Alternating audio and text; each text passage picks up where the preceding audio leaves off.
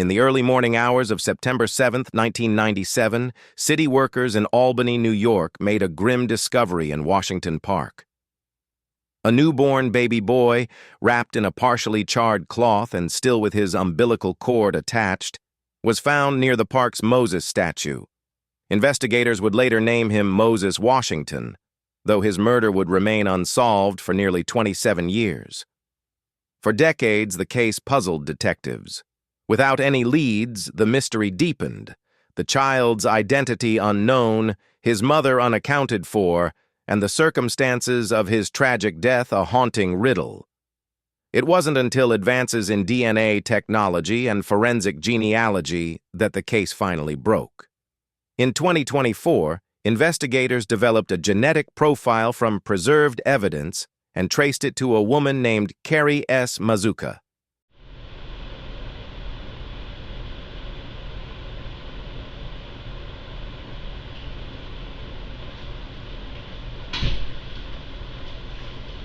Alright, Carrie, here, do you mind sliding down? Or just slide one?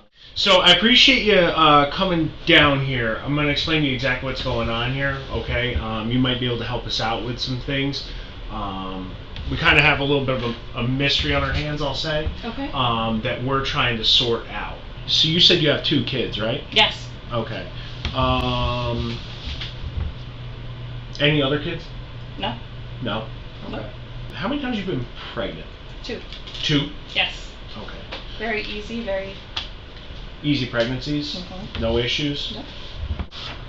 Are you familiar with this area at all? Within Washington Park? I've seen it during Tulip Festival. Okay. Have you ever been here? Just looked, the only time I ever got to Washington Park was Tulip Festival. Tulip Fest. Okay. Yeah. So where these flower beds are over here, right by this road, Mm-hmm. this is where the remains Oh. are found. Yeah. Okay. But I mean, easy Ooh, enough. I'm sorry, I've got goosebumps. Oh, it's horrible. Ugh. I mean, it is. This is a baby, if you couldn't tell. I'm yeah? gonna throw up. Like, that's gross. I know. Hang tight 1 sec.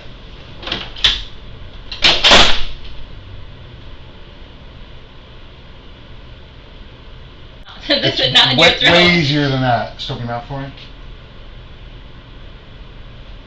That's it. I mean, in your mind, what would cause someone to leave a baby in a place? Anything you could think of? No. No. Because they have all those, like, hospitals, safe places. Yeah, like a safe haven to leave kids. Sorry. No, Yeah. I mean, that's what we're trying to wrap our head around. No idea. No idea.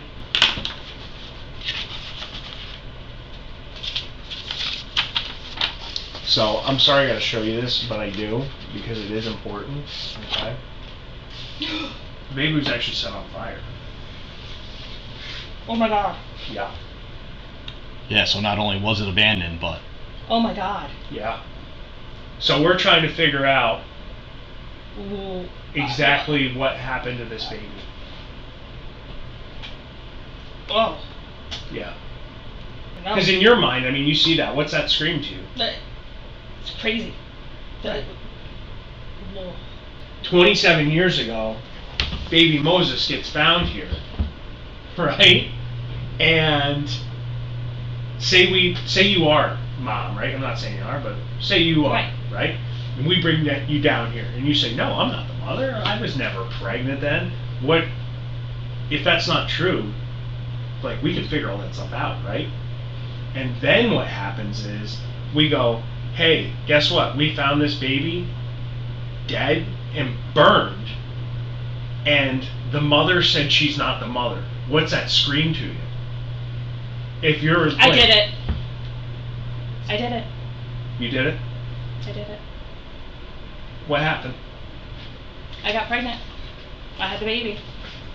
I gave birth in my bathtub. Baby died. Didn't know how to get rid of it. How'd the baby die? I think I had water in the bathtub. I think it drowned. You drowned it? I didn't drown it. Why'd you burn the baby? I didn't burn the baby. Who did? I don't know who did. Who'd you give the baby to? I had the baby by myself. I went down to the park. I handed it to somebody. Who'd you hand it to? I don't know. Some random person. Carrie, that doesn't exist. I swear to God. You did not hand this baby to a random person. That didn't happen. I didn't know what to do. I set the baby on fire. Was it screaming? No, it was dead. It was dead. Because the doctor who did the autopsy says your version's bullshit. I put it in it. No, what I'm saying is this baby was breathing for minutes. This baby was alive. I had it in the. I did. That doesn't lie. This is 27 years ago. Let's clean this up. Let's be done with this here and now. That baby died, not of natural causes. I didn't kill the baby that I'm aware of. I had it in the bathtub. It didn't drown. There's no water in the lungs. That didn't happen. It's not of natural causes. There's no trauma, so that leaves one thing. And you know what that one thing is? Suffocation? Yeah. We need to know. Hello? Yes. Guess what? I suffocated the child. With what? I put it in a bag. Put it in a bag? Did you cover his mouth? His nose? I don't remember. I don't remember that part. I may have. I don't know that I put it in a bag though. Alright. Hang on.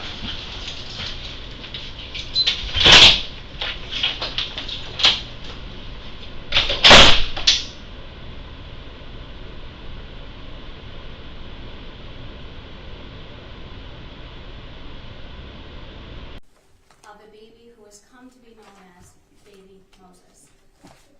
Because the only family member that Baby Moses ever had in his life, the only person who ever interacted with this young, very short-lived life that this baby had, was the defendant who sits before Your Honor, Carrie Mazuka, also known as as Carrie Spielman, under her maiden name. Now, Baby Moses received his name from the place in which his body was found. He was found located next to a statue in a park, the Moses statue.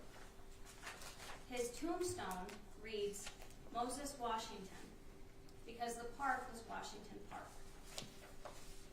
That baby's identity has always been attached to where he came to die. But today, Your Honor, we know the true identity of that baby, and that is Baby Spielman.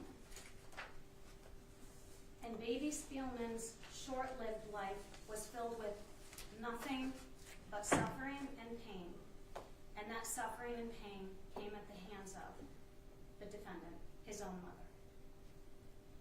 Now, as the court has already indicated, the people did make a submission to Your Honor for consideration, as did defense counsel. And I would like to take a brief moment to comment on the submission by defense counsel, because in that submission, defense counsel lays out 24 separate cases in which women have caused the death of their own babies. And in his submission, he says that these are somewhat similarly situated to the case here. And I submit to you, Your Honor, the only thing that is similarly situated is the fact that mothers took the lives of their own children, and that is it. As this court is very aware, every case is different factually and is different legally, and with the effects that the law has on the facts in those cases, or each of those cases. I'd like to go through a few of the cases, if I may. 8 of the cases cited by defense counsel are teenagers, which Ms. Mazuka was not at the time of this killing. She was a 25-year-old college graduate, fully employed, living on her own in Albany. She was not a teenager. 4 of those cases involved women who provided or failed to provide proper care to those babies, causing them either to starve or freeze. And in one of those cases, the woman actually was suffering from drug use, had been sexually abused, and had 3 other children she couldn't even care for. 5 of the cases were in regards to women with mental health issues, One was a psychiatric defense relative to one of the defendants in those cases. And as the court is very aware, based upon the report that was prepared by a doctor of the defense's choosing, Ms. Mazuka suffers from no mental health issues whatsoever. She has not suffered any trauma. This pregnancy was not the cause of a rape. This was not a situation in which trauma brought about the result that we have here today. 3 of the cases involve women who put babies in plastic bags and then that caused the suffocation. 2 of those, I will note, were teenagers. 3 of those cases involved statements that were suppressed by the court of the defendant's statements, and so those couldn't be considered. 6 of the cases included violent acts. 5 of those were adults, and I will note for this court that each of the cases that included violent acts, the sentences in those cases included life. The one outlier is a teenager. The teenager who received a lower sentence of 10 years because her attorney advocated for her on her youthful nature at the time of the killing of her baby. And I point all of these out to you, Your Honor, because what you have to do in the position you are now in is decide the appropriate sentence for Carrie Mazuka based upon the facts and circumstances of this case and this case alone, not the cases of other jurisdictions and places outside of even New York State. Ms. Mazuka actually wrote you a letter, and in that letter she states, "I do not want to rehash the events of September 6th, 1997. You know them." And you do, Your Honor. You know all of the facts and circumstances. You've had a chance to review the grand jury transcript. You've had a chance to review the submission by the people. And you've had a chance to review the letters that were written by members of law enforcement who were involved in this 27-year investigation.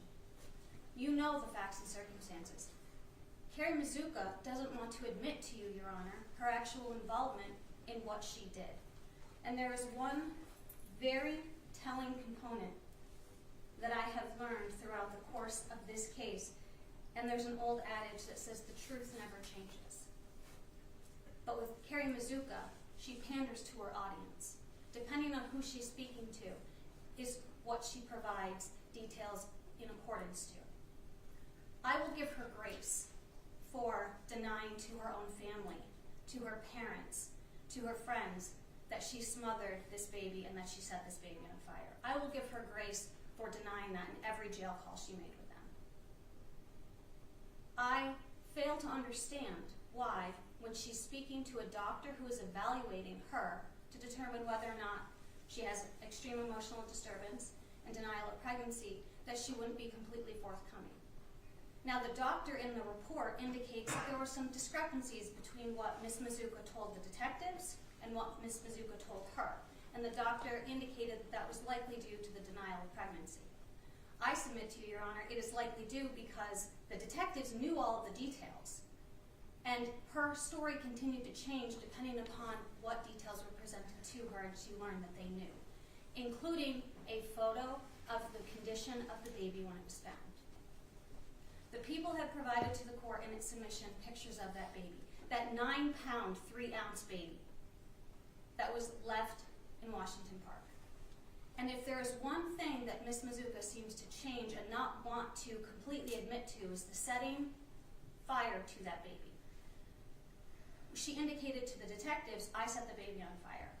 And when they asked her about the towel, blanket, whatever that blue cloth was, it was either on the baby or under the baby.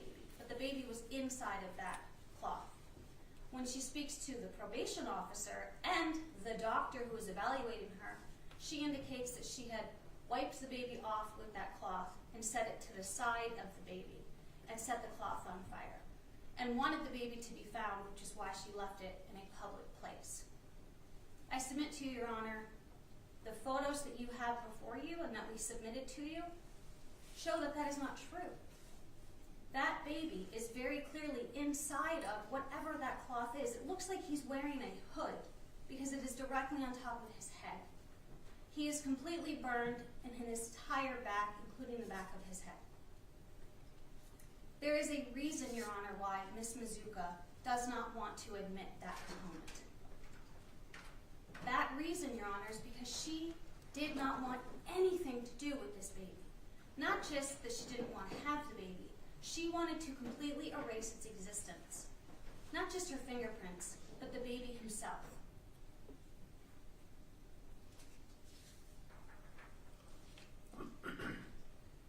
Now, Your Honor, the probation officer in this case had an opportunity to meet with Ms. Mizuka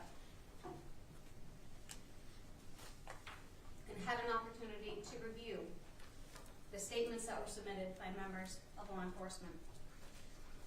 And I'd like to take a moment for purposes of this record to read a section of the opinion that was determined by the probation officer, Barbara, after the defendant described herself as an upstanding citizen. In this writer's opinion, the defendant presents as the polar opposite of an upstanding citizen. By her own admission, she had other options to killing her newborn child. Though she made a point of informing this writer, back then they didn't have the resources or the safe haven boxes. This writer is older than the defendant and is quite certain that back then there were ample alternatives to killing an innocent child. However, this writer is in agreement with the defendant on the matter of the length of her proposed sentence, that 22 to 25 years in prison is not fair, quote unquote fair. The defendant insisted her surviving children still need mom. Well, baby Spielman needed his mom as well. And not only did she fail to act as a mother, but she destroyed this precious new life, literally smothering him to death. This woman killed her own child. She killed her children's brother. She killed her parents' grandbaby. No. In this writer's opinion, her proposed sentence is far from fair to baby Spielman. He deserved a chance to live his life, and she selfishly and needlessly deprived him of this. In this writer's opinion, the Albany police detectives involved in this case were more personally affected by the baby's death than the defendant. The defendant went on to live her life, having gotten away with the killing for over 2 decades. If she had not gotten caught, this writer is confident that this horrible crime would have remained unsolved. A spontaneous confession by the defendant was not likely to come. This writer is also fairly certain that the defendant was not agonizing for very long over her choices. Based upon this writer's conversation with the defendant, as well as the disturbing revelations made by the Albany police detectives, this writer is under the impression that there is little to no true remorse felt by the defendant. She is sorry she was caught.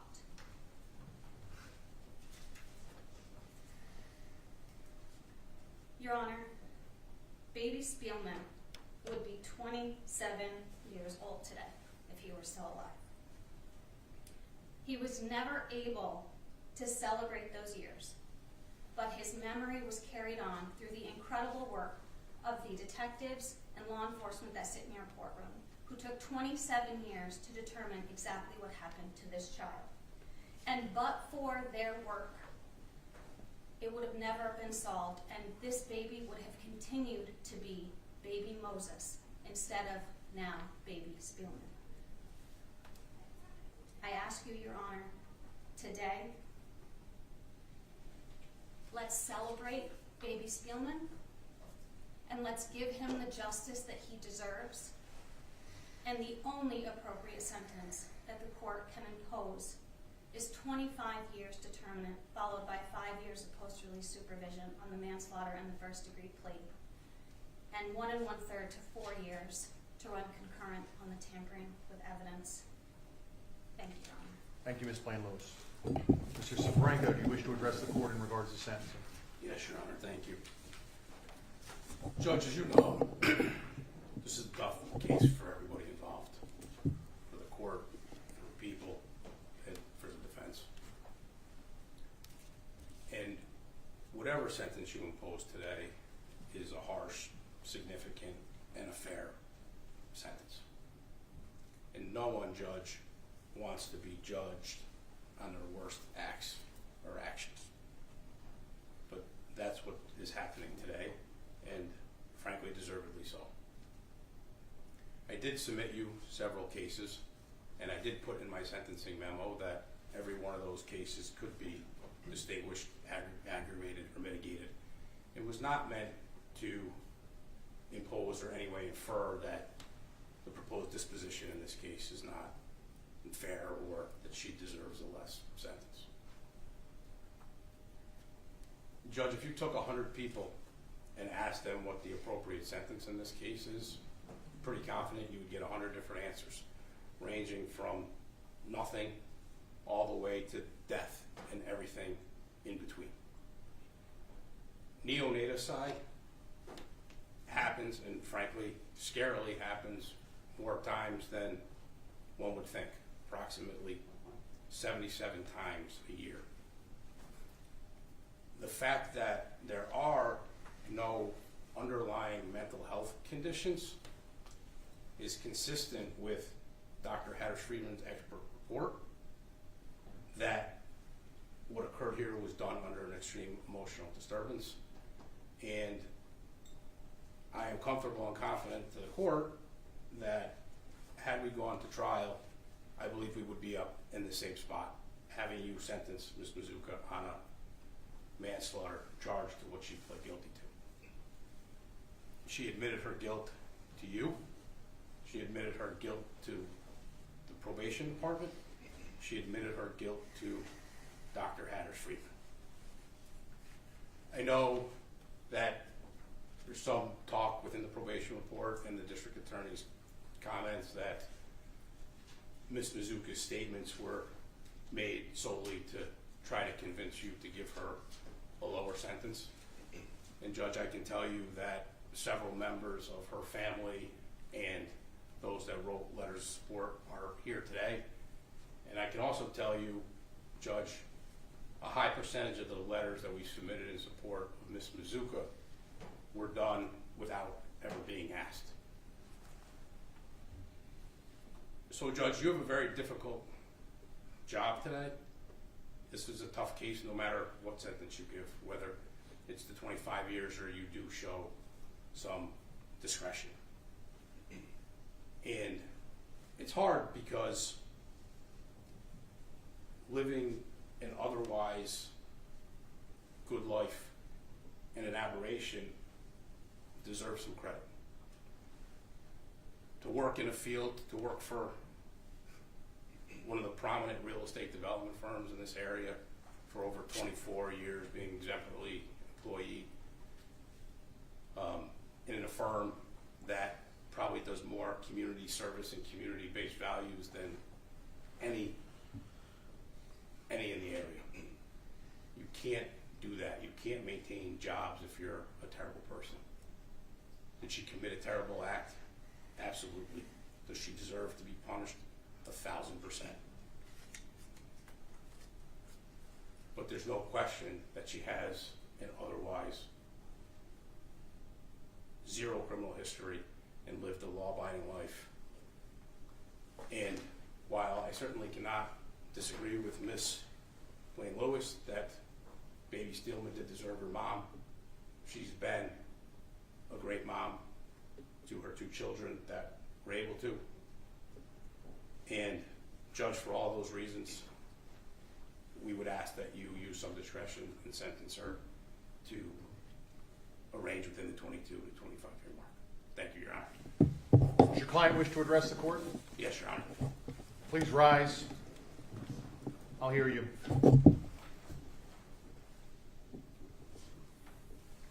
Your Honor, first I want to say I'm sorry.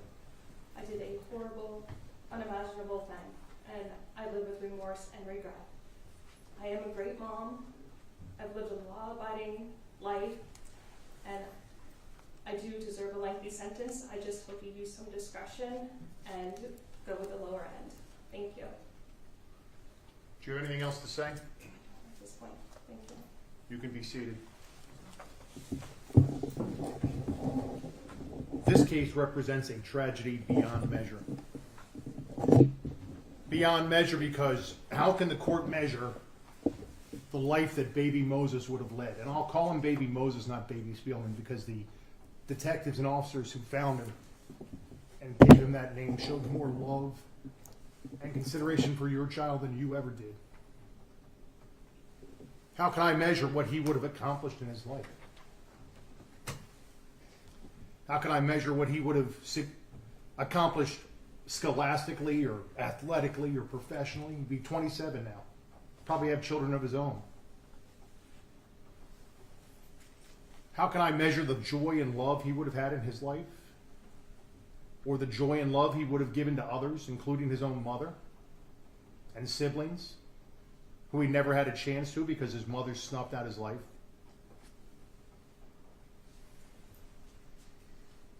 It's a tragedy beyond measure because how can I measure the fear and panic that a young mother, you, must have felt as you delivered this child without having shared your pregnancy with anyone else in the bathtub in your apartment?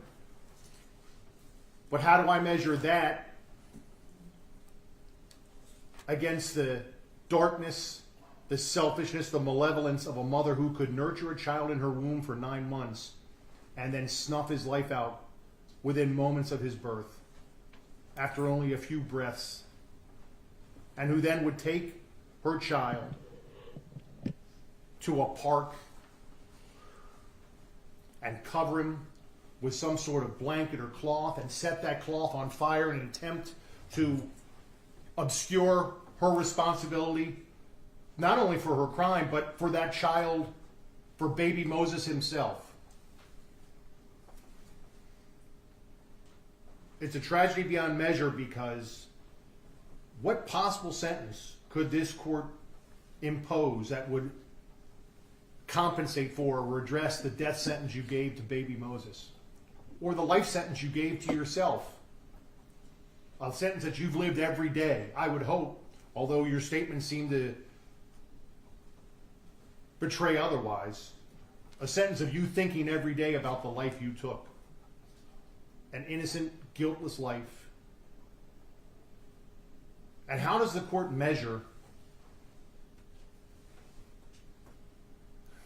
the continuing, and I understand Mr. Safranco's comments that no one wants to be measured by the worst act or the worst day in their life. But the continued, even after now, obviously, having been brought to the bar and held responsible for your terrible act, how does the court measure what strikes the court as your continued denial of, quite frankly, any real responsibility in this matter? You've admitted your acts that ended the life of your child, but you, from the court's perspective, still haven't acknowledged the tragedy, the horror of it all. I'll note in regards to leniency, or to take into account all of those things that Mr. Safranco argued on your behalf, the permitted plea and sentence already takes into consideration that you would have faced potentially a life sentence had you been found guilty of the charges that the people might have brought but for this plea bargain. And the fact that the people and you agreed and the court permitted you to plead guilty to manslaughter in the first degree already, this court believes, takes into account the specific circumstances of this case. I see no sentence that could appropriately address this situation, but the court deems the only appropriate sentence on the charge of manslaughter in the first degree is to a 25-year determinate sentence, to be followed by 5 years post-release supervision. You're assessed a mandatory surcharge of $300, the crime victim assistance fee of $25, and the DNA data bank fee of $50. If you're unable to pay those amounts, those will be deducted from inmate funds during the period of your incarceration. As to your plea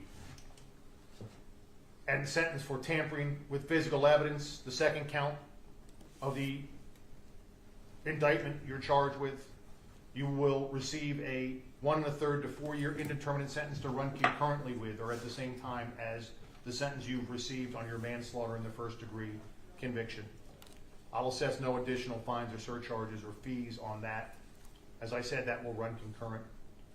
I'll note at the time of your plea, you waived your right to appeal, both orally under oath and in writing, but I'm going to have you now review with your attorney the Third Department's confirmation of your previous waiver of right to appeal.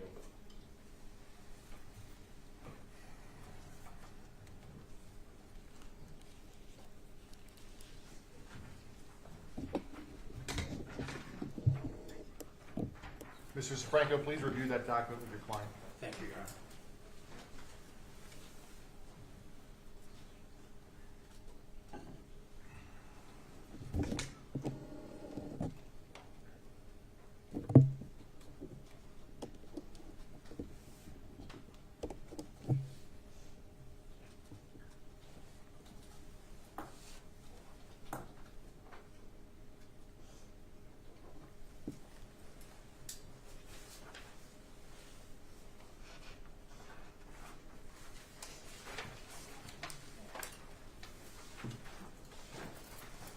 Let the record reflect that the defendant reviewed the notice of intention with respect to appeal with her attorney.